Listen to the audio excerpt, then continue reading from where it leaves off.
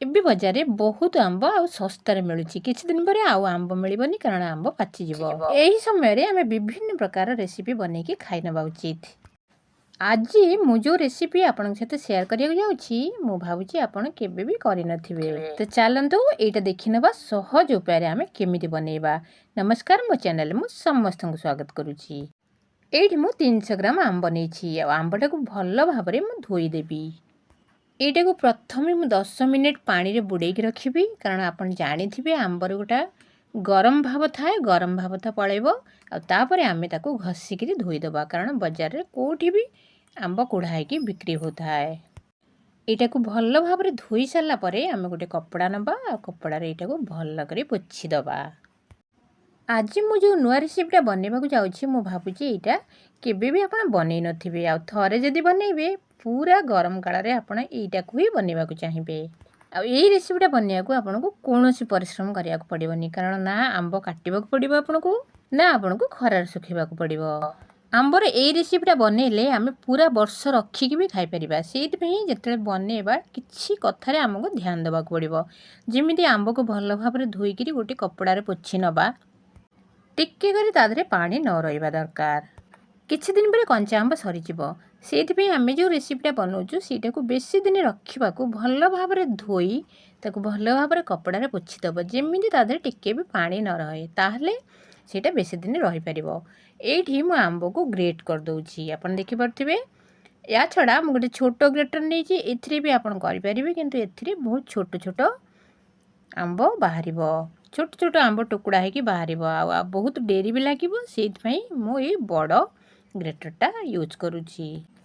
ଯଦି ଆପଣ ବହୁତ ଗୁଡ଼ିଏ ଆମ୍ବର କରିବାକୁ ଚାହୁଁଥାନ୍ତି ତାହେଲେ ଆପଣ ବଡ଼ଟା ହିଁ ୟୁଜ୍ କରନ୍ତୁ କାହିଁକିନା ଛୋଟରେ ଦାନା ଗୁଡ଼ା ବି ଛୋଟ ବାହାରିବ ଆଉ ବହୁତ ଡେରି ବି ଲାଗିବ। ଏଇଠି ଆମେ ସବୁ ଆମ୍ବ ଗୁଡ଼ା ଗ୍ରେଟ୍ କରିଦେବା କିନ୍ତୁ ମଝିରେ ଯଦି ଟାକୁଆ ଥିବ କିମ୍ବା ତା କୋଇଲି ହେଇଥିବ ସେଇଟାକୁ ଆମେ ଛାଡ଼ିଦେବା। କଞ୍ଚା ଆମ୍ବ ଯେତେବେଳେ ଭଲ ଭାବରେ ଶସ୍ତାରେ ମିଳୁଛି ଏଇ ରେସିପିଟା ଥରେ ବନେଇକିରି ଅନେକ ଦିନ ପର୍ଯ୍ୟନ୍ତ ରଖିଦିଅନ୍ତୁ, ଯେତେବେଳେ ଇଚ୍ଛା ହେବ ସେତେବେଳେ ଖାଇବେ। ଏଇଟା ଆପଣ ରୁଟି ପିଠାରେ ବି ଖାଇପାରିବେ, ଟିଫିନରେ ବି ଦେଇପାରିବେ। ପିଲାମାନେ ବହୁତ ଖୁସି ପାଆନ୍ତି ଏଇଟାକୁ ଖାଇବାକୁ, ପୁରା ମ୍ୟାଙ୍ଗୋ କ୍ୟାଣ୍ଡି ପରିକା ଲାଗେ। ଆଉ ଏଇଟାକୁ ଗ୍ରେଟ୍ କରିସାରିଲା ପରେ ଏଇ ଯେଉଁ ଟାକୁଆ ଗୁଡ଼ା ରହୁଛି ଏଗୁଡ଼ା ଫୋପାଡ଼ିବା ଦରକାର ନାହିଁ। ଆମେ ଡାଲି ବନେଇଲେ ଡାଲିରେ ବି ଆମେ ଏଇ ଟାକୁଆ ଗୁଡ଼ା ପକାଇ ଦେଇପାରିବା କାରଣ ଟିକେ ଖଟା ଖଟା ଲାଗିଲେ ଭଲ ଲାଗିବ। ନହେଲେ ଆମେ ଭେଣ୍ଡି ତରକାରୀ ବି ବନେଇବା, ଯଦି ଭେଣ୍ଡି ତରକାରୀ ବି ଆମେ ଏଇଟା ଦେଇକରି ବନେଇ ପାରିବା, ତେଣୁ ଫୋପାଡ଼ିବା ବିଲକୁଲ ଦରକାର ନାହିଁ। ଏଇଠି ଦେଖନ୍ତୁ ମୁଁ ଏଇଠି 2 ଚାମଚ ଲୁଣ ପକାଇକରି ଏଇଟାକୁ ଭଲ ଭାବରେ ଗୋଳେଇ ଦେଉଛି ଆଉ ଗୋଳେଇ ସାରିଲା ପରେ 10 ମିନିଟ୍ ଏଇଟାକୁ ମୁଁ ରେଷ୍ଟରେ ରଖିଦେବି। ଏଇ ରେସିପିଟା ମୁଁ ଯେତେବେଳେ ବି ବନାଏ ସେତେବେଳେ ଆମ ଘରେ 1ରୁ 2ଟା ଦିନରେ ଶେଷ ହେଇଯାଏ। କେବେ ବି ମୁଁ ଏଇଟା ଅନେକ ଦିନ ପର୍ଯ୍ୟନ୍ତ ରଖିପାରେ ନା କାରଣ ଏଇଟାକୁ ଖାଲି ପାଟିରେ ହିଁ ଏମାନେ ଖାଇଦିଅନ୍ତି। ଏଇଟା 10 ମିନିଟ୍ ରେଷ୍ଟରେ ରଖିଦେବା। ଏବେ ଆମେ ଗ୍ୟାସ୍ଟା ଅନ୍ କରିନେବା। ଗ୍ୟାସ୍ ଅନ୍ କରିକି ମୁଁ ଏଇଠି 1 ଚାମଚ ମାନେ ମିଡ଼ିୟମ୍ 1 ଚାମଚ ଘିଅ ପକାଉଛି।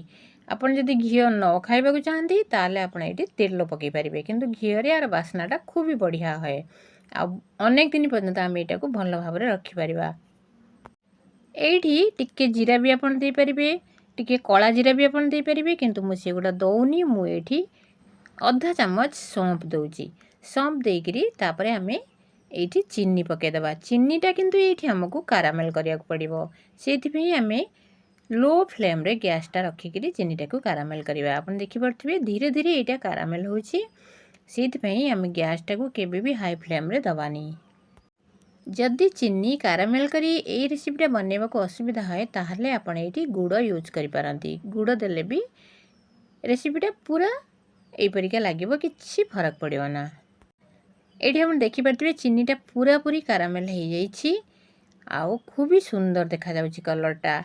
आमे एठी सब आंब गुड़ा भितर देदबा। जदि चीनीटा कारामेल करी आमे ए रेसिपीटा तैयारी करूँ ताहले ए रेसिपीटा अनेक दिन पर्यंत भल रहिबो, किछि खराब हेबनी। एठी मु सब आंब गुड़ा दे दूची। आंब दबा संगे संगे ही एटाकू गोलेबा दरकार, ए चीनीटा को मिसै दबा दरकार। मु एठी आपनको परिमाणटा बतै दोची। जदि आपण किले आंब नेबे ताहले ता संगू 600 ग्राम चीनी जरूर नेबे, ताहले सेटा ठीक हम। जदि आप गुड़ नियंती ताले गुड़ भी आप 5 ग्राम जरूर नेबे। एठी हमें बेसी किछि मसला यूज करवानी, तथापि हमर रेसिपीटा खूब ही सुंदर हम। आ एटा को आमे केबे छाड़ी की जीवानी, लो फ्लेम रे आम यहाँ को गला चलाउथिबा छाड़ी गले पोड़ी जाई पारे किंबा हाई फ्लेम रे आम ये रेसिपीटा करवानी जिते अल्प अल्प पानी बाहर एटू आम घोड़े करवानी कारण घोड़े कले एटा अनेक बांफ तैयारी करिवो आ ताहले आमको अनेक समय लगे ये रेसिपीटा करने को।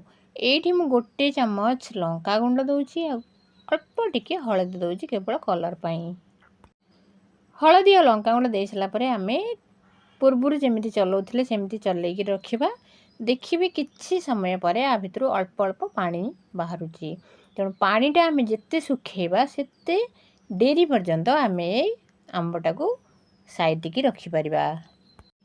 कंचा आंब बेले बेले बहुत ही सस्ता हो जाए से सस्ता टाइम रे आम ये आंबटा को आणिकी जदि बनईकि रखिपर ताले वर्ष सारा आम यहाँ को खाईपर। ये आपण जीरा गुंड दे पारंती अन्य मसला भी दे पारंती किछि फरक पड़िबनी आउरी भल लागिवो किंतु मु एठी बेसी मसला यूज करूनी एठी मात्र मु लंका गुंड जीरा गुंड आउ हलदी गुंड देइछि।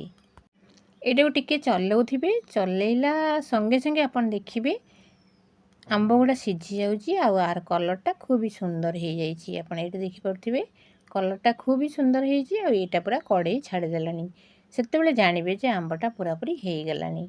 एबे आम यहाँ को गोटे प्लेट रे उजाड़दबा आ भल भाव ठंडा करदबा ठंडा कर सारा पर जाइए आम यहाँ बटल पूरेक रखा यहाँ को खरा दबा को पड़ोनी ना कि मसला नहीं आप देखिपारे आपण सामने मु 2 मिनिट रे यहाँ को तैयारी करदेली।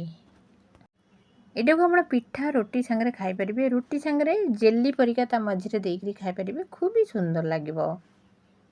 यहाँ को बेसी समय आमको कुक करा पड़ोनी 5 ରୁ 7 मिनिट कुक कले ही यहाँ परफेक्टली हो जिते बड़े यहाँ कुक कर एकदम घोड़े कुक करेंगे ना कारण यहाँ जल्दी हो किंतु आधे जो बांफटा सृष्टि हम से आर सेल्फ लाइफटा बेसी दिन जीवना ता माने आम यहाँ को बेसी दिन रखिक खाईपर यहाँ खराब हो जापे से यहाँ को बिल्कुल ढांके ना खोला मझे मझे यहाँ को गोलौथे।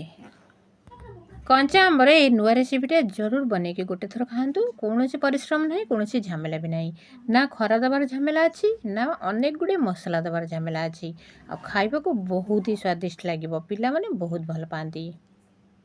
आशा करुँची वीडियोटा निश्चय पसंद आसो पसंद आसले चैनल को सब्सक्राइब करंतु आ कंचा आंब सरीगला पूर्व ये रेसिपीटा बनईकि जरूर गोटे थर खातु। पुणी मिलवा अन्य एक वीडियो रे से पर्यंत समस्ते भल रुहतु और चैनल नुआ नुआ रेसिपी देखा चैनल को सब्सक्राइब करके जरूर रखंतु। नमस्कार।